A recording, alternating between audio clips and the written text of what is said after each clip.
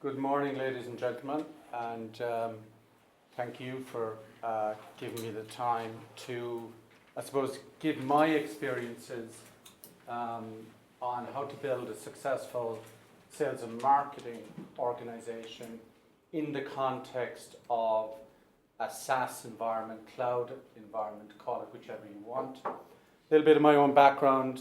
Unfortunately, I have enough with grey hairs. I'm in the 30 plus number of years in the IT industry, was a techie, went to the dark side of sales and marketing. That's where the money was, in my mind at least. I think I've been proven right in that respect, but I do have an understanding of the challenges of product issues, of technology, etc.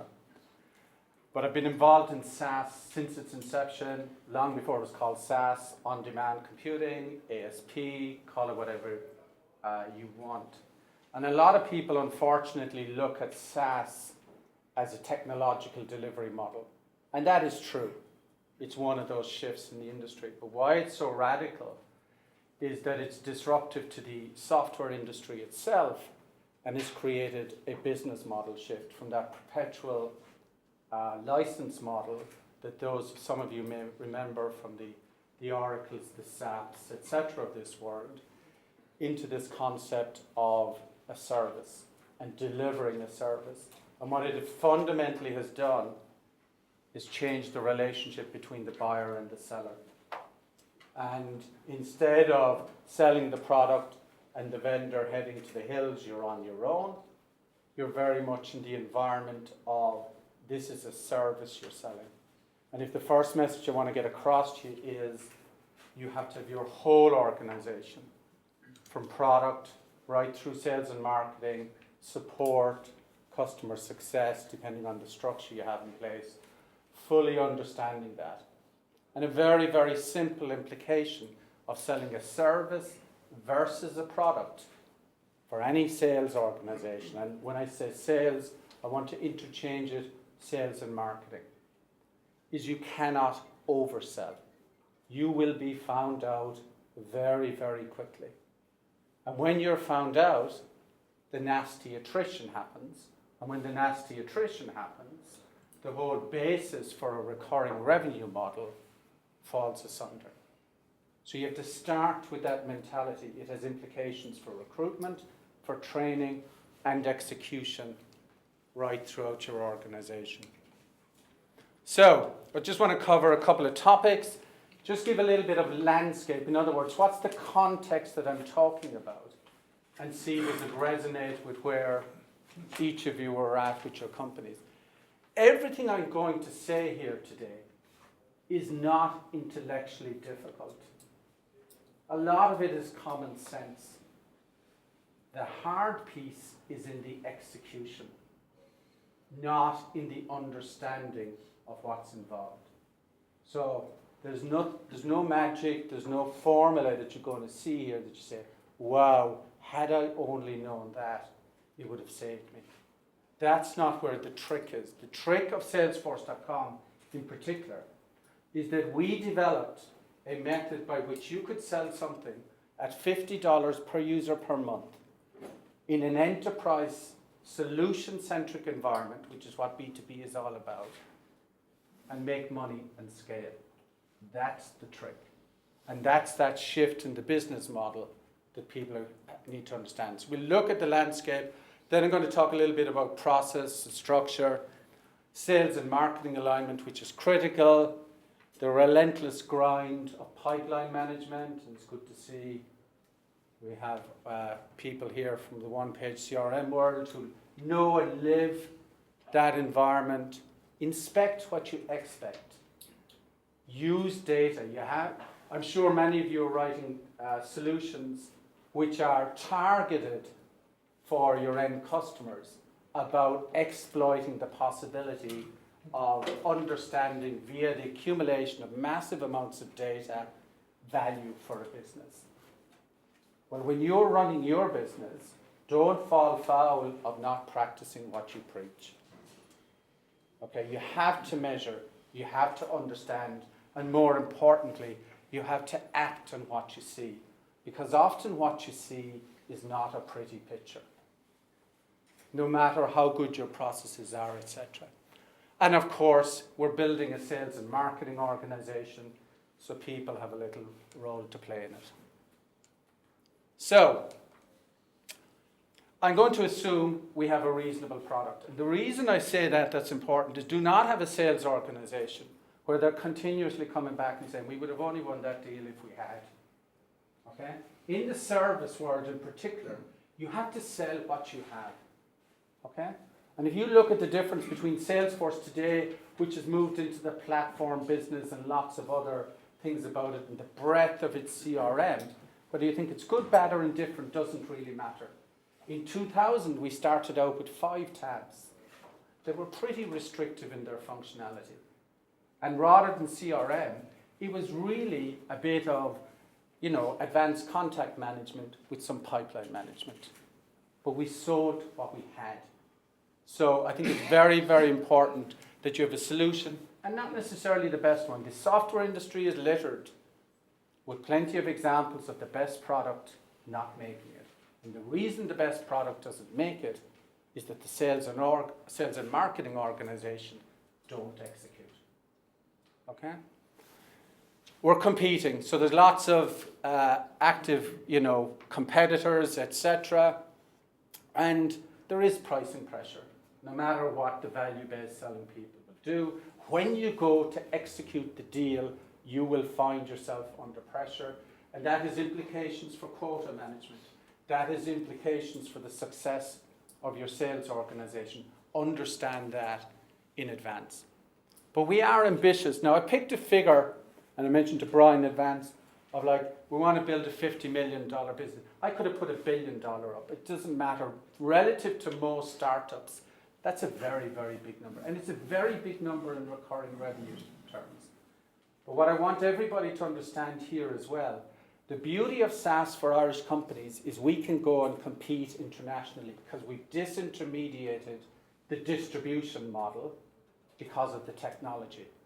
That's the real good news for everyone here. You can build an Irish company like a Fleetmatics, or hopefully like a Fieldaware that I'm involved with, etc., and bring it abroad much, much more quickly than you could 15, 20 years ago.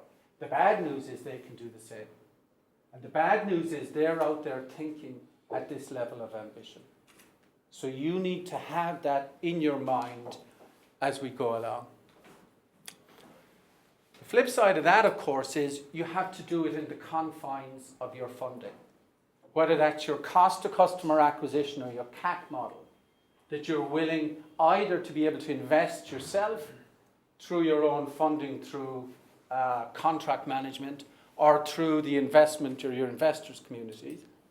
But there's no point in having high revenue growth if we have low margins. In the SaaS world, that's just not going to cut it. You have to be in the north 70% type category, even if you're growing at more than 50, 60, 70% to ensure valuations. We have to have low attrition, as I mentioned at the start, not just from the sales side, but from all the other reasons, like service just delivery, your whole operations engineering execution, to make sure that the service is available, that people like it. And of course, we're always trying to minimize cash burn, particularly when we're small. So these are serious constraints on us when we talk about the sales and marketing model as we go along. If you're an SMB and you're starting out, it is highly likely. There are very, very few examples in the SaaS world of not being successful without a direct model.